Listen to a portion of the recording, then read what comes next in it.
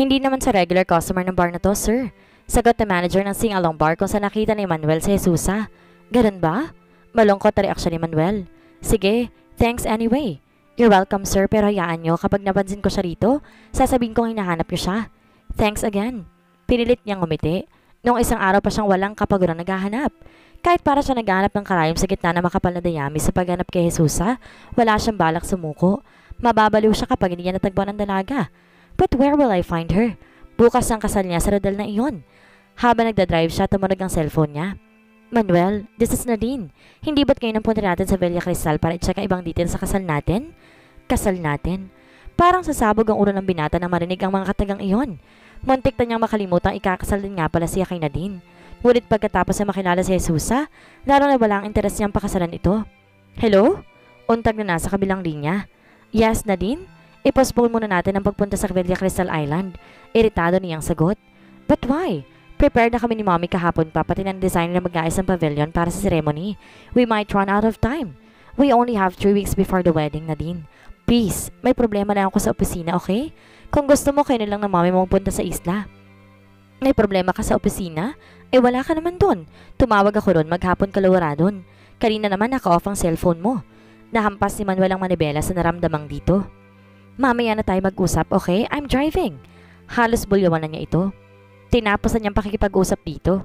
Pagkatapos ay isang magdamag na magkasama sila ni Jesusa, gusto na niyang umurong sa kasal nila ni Nadine. God, I love Jesusa. Please give her back to me.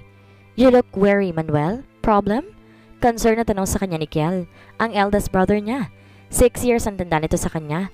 The well-respected Congressman Ezekiel Manzano. Maaga itong pumasok sa politika. Nagsimula sa pagiging vice mayor. Sa kanilang 3 magkakapatid, ito ang nagmana ng hilig sa politika ng kanilang lolo sa father side. Ang kanilang ama piniling sa food corporation ng pamilya mag-concentrate. Ngunit later on, hindi rin ito nakatengge sa public service nang ma-assign undersecretary ang isang ahensya ng gobyerno. Iginagalang ito ng buong departamentong sinasakupan, maging ng buong gabinete, kung kahit lalong umani ng respeto at mataas sa pagtingin ang pamilya nila. Wala ito, kuya. Kailan niya? Nasa veranda siya at maraming mag-iisip na lapitan ito. It's almost 1 o'clock in the morning. Hindi kita makikita dito sa veranda ng itong oras with a glass of wine kung wala kang problema. Tungkol ba ito sa kasal niyo ni Nadine? Do you feel like backing out? Umiling siya sa katinunggan na titirang brandy ng kanyang baso.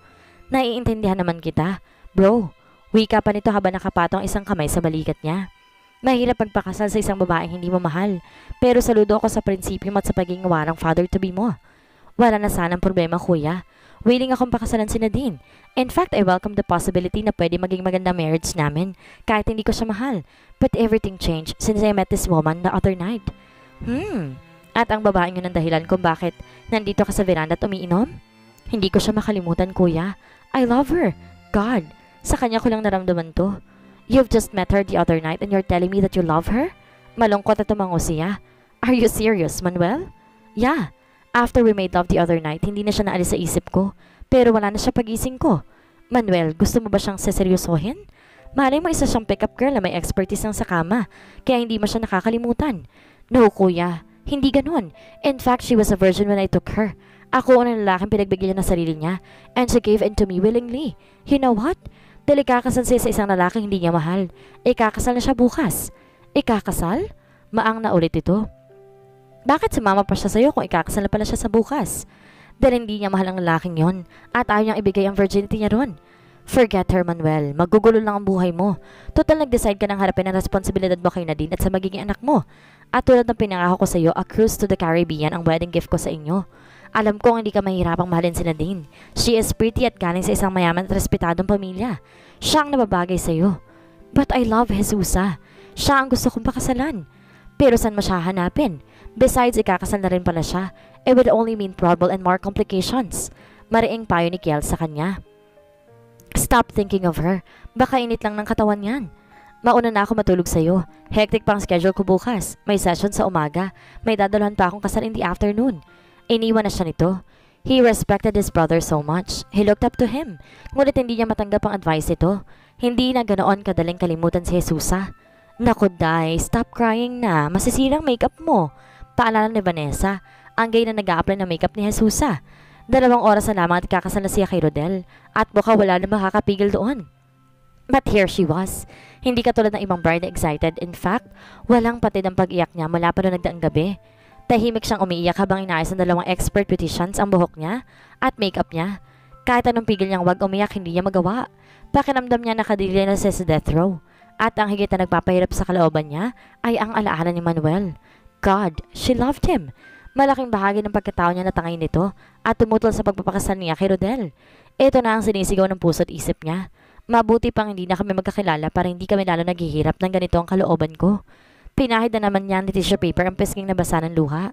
Alam mo, Jesusa, ang ganda-ganda mo sana eh. Pero tingnan mo ang mukha mo sa salamin. May eye bags ka na nga dahil mukha nakalimutan mong matulog kagabi. Para pang waterfalls yung mga mata mo. Kahit anong magic makeup ang gamitin ko, mahahalata pa rin yan. Maarteng pang-aaraw ni Vanessa sa kanya. Kilalang makeup artist ito ng ilang sikat na artista. Pinilit niyang pigilin ang luha. Pinatatag ang sarili habang pinagmamasan ang refleksyon niya sa salamin. Maya-maya sumungo sa pinto ng kanyang silid ang daddy niya. Halatang halata sa mukha mong pag-iyak, Jesusa. Paano kang harap sa mga bisita niya ng ganyang ayos? You look haggard. Para kang namatayan. Daig ko pa naman talagang namatayan. She said bitterly kasabay na isang matalim na sulyap dito mula sa salamin. Lumabas ng silid ang dalawang beauticians para bigyang daan ang pag-uusap nila ng daddy niya. Come on! Puro may sinasabi ang mga dadalo sa kasal ninyo. Baka nakakalimutan mo ang ninong niyo sa senator at ang iba pang miyembro ng gabinete na kaibigan ni Rodel. Kaya malakas ang loob niyang gumawa ng masama dahil marami siyang koneksyon. Malakas ang taong sasandalan niya kahit mabukas siya sa kasamaan niya. Hindi ba kayo natatakot sa pinasong yun to, Dad? What are you talking about, Jesusa? You know what I'm talking about, Dad. Ikaw mas nakakilala kay Rodel. Masamang tao siya. Baka madami tayo kapag nabukonto ka sa mga kababalaghang ginagawa niya. Anong kabalbalan ang pinagsasabi mo? Matalim na tingin ang binigay nito sa kanya. Mahal ka ni Rodel at yun ang importante. Wala ka na magagawa. Kaya italaga mo na ang buhay mo sa kanya. He will take good care of you. Yun ang inassure niya sa akin. No one can ever take good care of me other than Manuel. Lihim niyang pagpaprotesta. Sa kanya pinukul ang daddy niya na nanunumbat na tingin. Kung magkakaroon lamang siya ng pagkakataon tumakas ay gagawin niya. Where have you been, Manuel? Don't tell me na galing ka na naman sa paghanap sa babaeng nakilala mo the other night. Tanong ni Kel sa kanya na makasalubong ito ng hapong iyon. Kakarating lamang niya. Maaga siyang umalis para sa paghanap kay Jesusa. Crazy. Pero pinunta niyang lahat ng simbahang kaya niyang puntahan para lamang pigilan ang kasal nito. But he knew na para siyang pumapana sa dilim sa ginagawa niya. Pabagsak na naupo si Manuel sa pang-isang sofa habang hinihintay ng kanyang uyang asawa na kasama nitong dadalo sa kasal ng isang kaibigan. Nagbabaka sakali ako makikita siya. He said with a shrug. You're crazy, Manuel. Bakit pinagkakabalahan mo pa ang panahon ng Jesusa na yon? Babae lang yon. Gano'n pa siya ka-espesyal para magkaganyan ka ng dahil lamang sa kanya? Call me crazy but she is a real gem, kuya. Napailing ito habang natatawa. Makakalimutan mo rin sa Manuel? Mabuti pa sumama ka na lang sa amin ni Daisy. Dadalo kami sa kasal ng friend ko sa Green Hills. Umiling siya. Wala siya sa mundo dumalo sa kahit anong kaninong kasalan. Daisy sweetheart, 4:30 na. 5 o'clock ang wedding at malayo itong Las Piñas sa San Juan. Tawag ng kuya niya sa asawa niya mula sa hagdan. Nakakaya naman kay Rodel kung malilid tayo. Rodel? Napamaang si Manuel nang marinig ang pangalang yon. Did you mention Rodel? Talong niya sa kapatid nang lumapit sa rito. Yeah, si Rodel Ventura. He is my friend, the ex-governor. At siyang ikakasal ngayon. Bakit mo na itanong? Napansin niyang hawak itong wedding invitation. Sa harap na sagutan ng pagtataka nito ay kinuha niya mula sa kamay nito ang invitation na may ribbon na lavender at binasa niyang pangalan ng maikakasal. Partikular ang pangalan ng bride. No! Nanlaki ang mga mata ni Manuel. Jesusa Cabral. Si Jesusa. I know this is the Jesusa that I've been looking for these past 2 days. The lady I met 2 nights ago. Sabi niya sa kanyang kuya. Are you sure, Manuel? Tanong nito sa kanya. Yeah, hindi ako pwede magkamali. Si Jesusa to. Well, you have a problem, Brad. Kilala ko si Rodel. He had talked so much about this woman and there is no way na pakakawala niya si Jesusa. Pero hindi siya mahal ni Jesusa kaya hindi ako papayag na makasal sila. Aagawin ko sa kanya si Jesusa.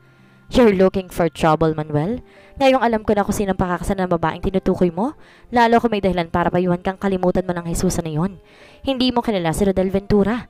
Seryosong sabi nito. Sa tono nito, alam niyang binabalaan sa nito na parang may kakambal na panganib kung pakikialaman pa niya si Jesusa. Ngunit wala siyang balak pakinggan ang sinasabi nito. Nagmamadali siyang tumalikod. Where do you think you're going, Manuel? Habol ng kuya niya sa kanya. Marahil nakatuban itong pupunta siya sa kasal ni Rodel at Jesusa. Hindi siya sumagot. Tuloy-tuloy siya sa kinapaparadaan ng Ferrari. Subalit bago siya makasakay roon, naramdaman niya ang pagpipigil ng kanyang kuya sa balikat niya. Listen to me, Manuel. Binalingan niya ito. Okay, I believe you. I'm convinced na namaan ka na ng gusto sa babaeng yun. Pero wala ka na magagawa, Brad. Ikakasal na sila.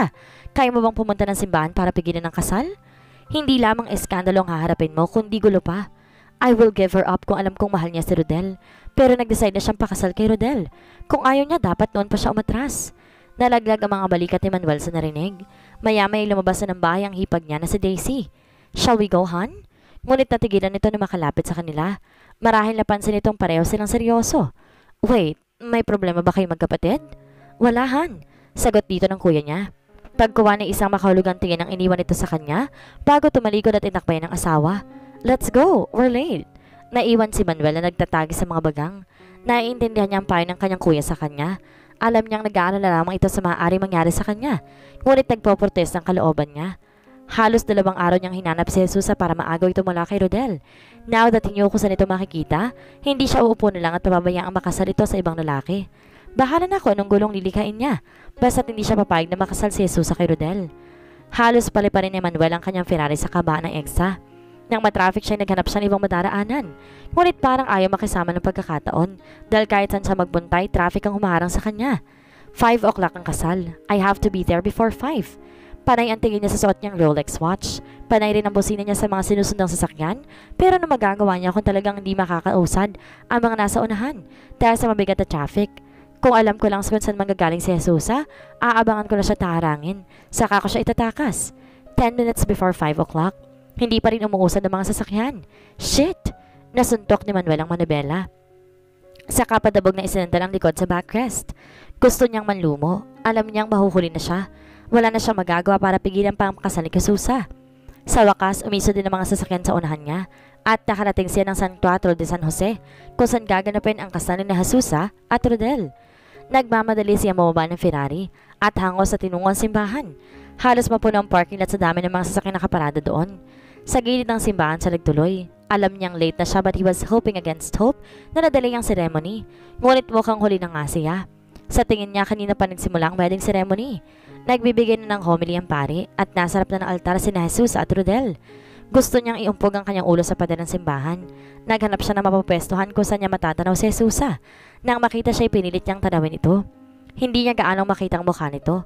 She was wearing an empire cut gown. Naalala niyang wedding gown na sinuot ng yumaong si Princess Diana nang ikasal ito kay Prince Charles. Lalo nagpatingkad sa kanya ni Jesus ang suot itong gown. But deep inside alam niyang umiiyak ang kalooban nito. Jesusa! Naibulong na lamang ni Manuel. How he wished na siya ang groom nito. Hindi niya natagalan na paghihimagsik ng kanyang kalooban sa nakikitang tagpo. Lumabas din siya ng simbahan. Tinungo niya ang kanyang sasakyan at doon sa nagbaktol. Nang marinig niyang kalembang ng kampana, hudyat na natapos ang wedding ceremony, agad siyang bumalik ng simbahan. Tinanaw niya si Jesus mula sa kanyang kinaroroonan. She was so beautiful. Probably the most beautiful bride she had ever seen. Sayang at kay Rodel lamang ito nakasal. Gusto niyang magwala ng mga oras na yon habang nakikita ang malamlam ng ngiti sa mukha nito. Gusto niya itong lapitan at tangayin, tulad ng commercial ng isang car battery. Kung saan lang pwede kong gawin yon.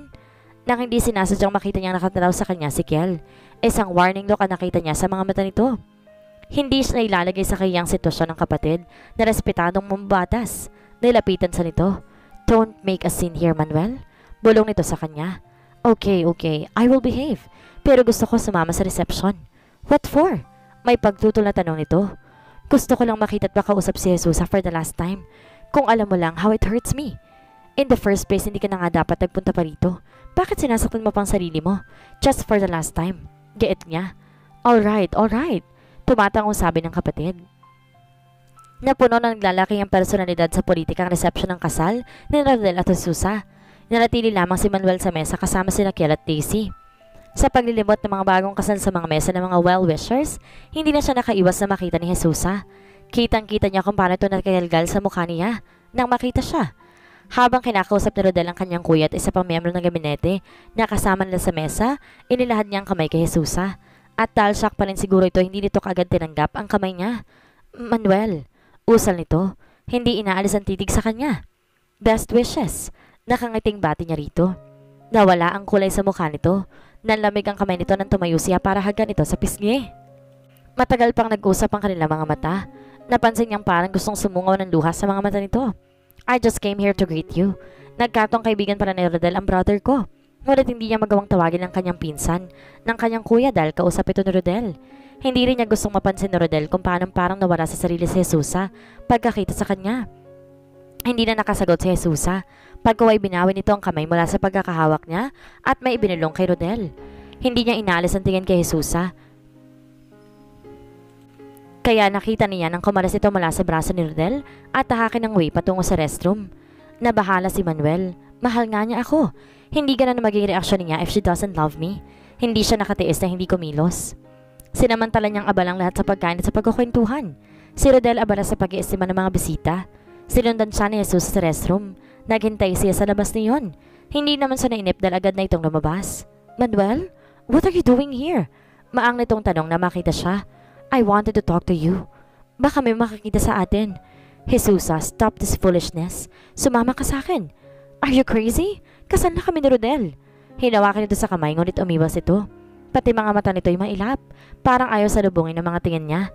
Bakit nagpunta ka pa rito? Ikaw ang gusto kong tanongin, Jesusa. Hinanap kita. Mula nang umalis ka ng hotel nang walang paalam. Wala na akong ginawa kundi ang hanapin ka. In fact, gusto kitang salubungin para itakas kanina. I just ran out of time. Forget me, Manuel. It is the right thing to do. Umiwas ito sa kanya takman tatalikod. Ngunit tumarang siya sa daraanan nito. Please, Manuel. Pakiusap nito. Ako ang mahal mo, Jesusa. Sinabi mo yun.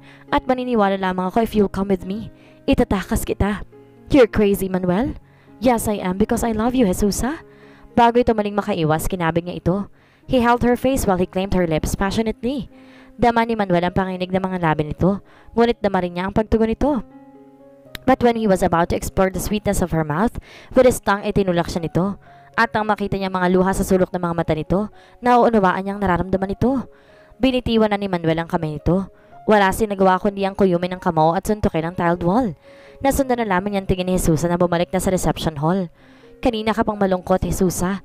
Kung hindi ka pa ipapalala sa'yo nang umiti ka, hindi ka ngingiti. Nagsasermon ang tono ni Rodel habang nasa loob sila ng bridal car. Nasa unahan na mahabang sasakyan ng daddy niya na minabuti ng sumabay sa kanila. Ang kotse nito ang ginamit sa paghahakot ng mga wedding gifts na natanggap nila. I'm not feeling well. Kagabi pa masakit ang ulo ko. I hope you understand. Paliwanag niya. Pero ang totoo nagsisikip ang dibdib niya dahil bukod sa hindi niya nakasilip, sa pagkakataong makatakas ay nakita pa niya si Manuel. Pero nakakaya sa mga bisita. Halata tuloy nilang tuto ng kalooban mo sa kasalang ito. Hindi mo ba ako matanggap hanggang ngayon? Puro nang hinanakit na sabi ni Rodel. Rodel, please. Pagod ako. Kakatapos ng kasal natin. Iritado niyang sagot. Tumigas ang anyo nito. Pagkaway bumunto ka ng itot sa likod ng sandalan. Asawa ka na ni Rodel, Jesusa. Love your husband. Sabad ng daddy niya. Ipinikit ni Jesus ang kanyang mga mata. Gusto niyang ipahinga ang kanyang isip. But every time she closed her eyes, mukha ni Manuel ang nakikita niya. Hindi na naman niya napigil ang mga luhang sumungaw sa sulok ng kanyang mga mata. Pinahid niya ng daliri ang mga iyon. I will treasure your memories, Manuel. The way you loved me. The way you made me feel that I am cherished. No matter what, I will love you. Sa antipolo ang tungo nila, kung saan naroon ang pinagmamalaking property ni Rodel. Napakaganda raw ng bahay nito sa gitna ng isang malaparaisong lupain. At mula roon lilipad sila sa susunod na araw sakay ng 6-seater private plane nito patungo sa Villa Cristal Island. Nasa sumulong highway na sila nang bigla na lamang siyang gulantangin na mga putok. Napadilat siya. Nakipagpalitan ng putok ang mga bodyguard si Rodel na nasa isang sasakyan at nakasunod sa kanila. Nakita niya nang dumukot din ito ng baril. Umulan na naman ng sunod-sunod na putok. Hintakot na napasiksik si Jesus sa ilalim ng passenger seat. Tinakpan niya ang magkabilang tenga. Jesus, are you okay? Tanong ng daddy niya sa kanya. Hindi siya makasagot dahil sa shock. Lalo pa na magsimula na rin gumanti ng putok si Rodel na nakasabi lamang niya. Napasigaw na lamang si Jesus nang biglang umekis-ekis ang takbo nang sa kanila. Lumakas ang tili niya nang tumamba si Rodel sa tabi niya. Duguan ito. Rodel, my God! Nakita niyang sumubsob na rin ang driver nila sa manibela. Jesusa, bumaba ka na sa sakyan, dali! Utos ang daddy niya. Nakipagpalitan na rin ito ng putok. Ngunit bigla na rin itong nabitawan ng baril at lumungay-ngay na rin ang ulo nito. Walang patid ang tili niya na makitang lahat ng mga kasama niya na sasakyan may tama ng baril. She was in shock. Pakiramdam niya katapusan na rin niya ng mga sandaling iyon, lalo pa na makita niya ang dugong umagos mula sa kanyang balikat at dibdib. Sa ospital na nagkamalay si Jesusa, kinabukasan. Jesusa? Mukha ni Pila ng una niyang namulatan. Ginagap itong kamay niya at pinisil. Mabuti na lang at hindi vital ang mga tama mo at naisugod ka agad sa ospital. God! Hindi ko na alam kung ano nangyari. Huwag ka muna mag-isip, pero gusto kong malaman na nangyari. Sino ba mga taong umambush sa amin? Hindi pa malinaw yun eh. Iniimbestigahan pa kung sino nang ambush sa sasakyan ninyo habang papunta kayo sa Antipolo. May nagsasabing NPA pero hindi pa rin sigurado. Maraming tama si Rodel. Nasa ICU siya ngayon at pinipilit ng mga doktor na isalba siya. Wala siyang pakialam kay Rodel. God forgive her, pero gusto niya na matuloy na to. Yun lang ang paraan para matakasan niya ito at para matuldo ka na rin ang masasamang gawain nito. Si Daddy, kamusta ang Daddy? Umilap ang mga mata ni Pilar, saka humigpit ang hawak dito sa kamay niya. Pilar? Ewan ko kung ba dapat ko ba itong sabihin sa'yo. Buti pa tawagin ko na lamang ang doktor mo. Namatay ang Daddy niya dahil sa 4 na tama ng baril na tinamo nito. Patay na rin ang 3 sa 4 na bodyguard sa Rodel. Bagamat masama ang loob ni Jesus sa nakilalang ama, dahil sa pagpapalit itong ipakasal siya kay Rodel, dinamdam pa rin niya nangyari dito. Hindi niya may tatatwang malaki ang utang na loob niya rito.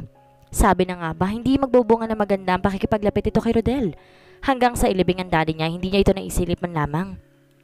Hindi pa siya pinayagan ng mga doktor na lumabas ng ospital dahil bukod sa hindi pa niya kaya mahigpit ang security sa kanya. Iniyakan pa rin ni Jesus ang pagkawala ng Daddy niya nang dumating ang hindi inaasahang bisita. Manuel!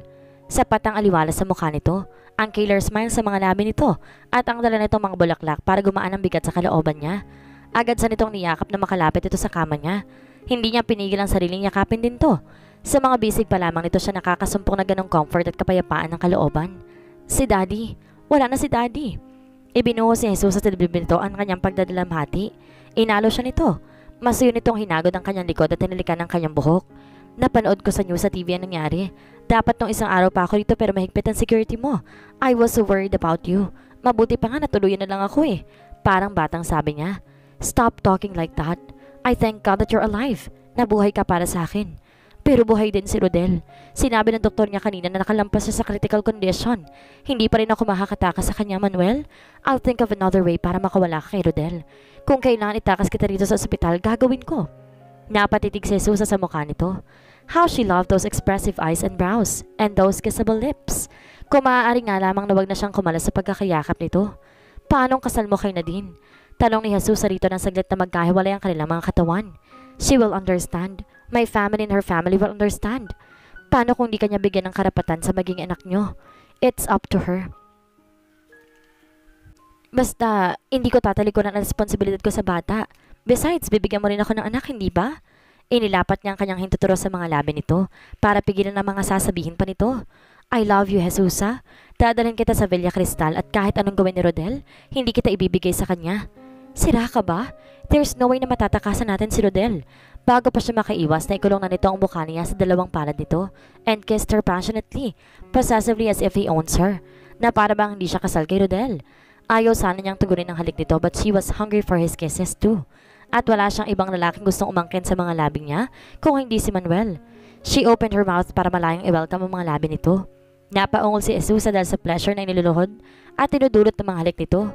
Kahit alam niyang mali, ikinawit niya mga kamay sa batok nito.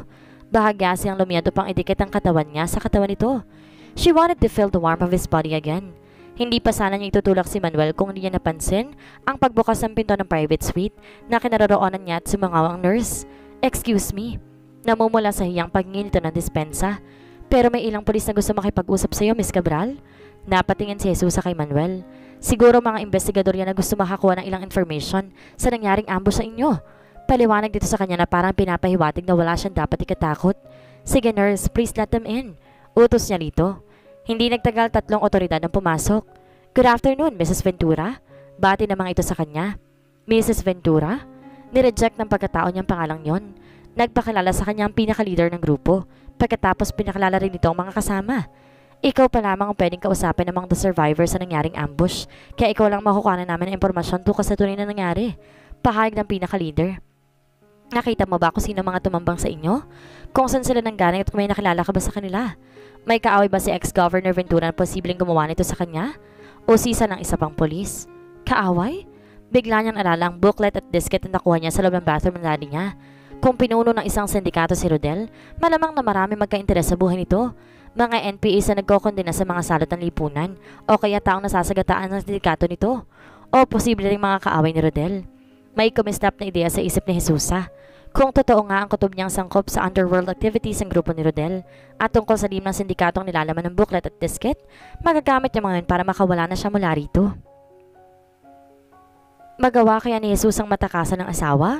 Isuplong kaya niya sa mga pulis si Rodel para makamit niyang kalayaan dito? Sino-sinong madadamay? Alo ang magiging kaakibat ng pagdalantad ni Jesus ng mga ebidensya laban sa kanyang asawa? Yan ang ating aalamin sa susunod nating kabanata.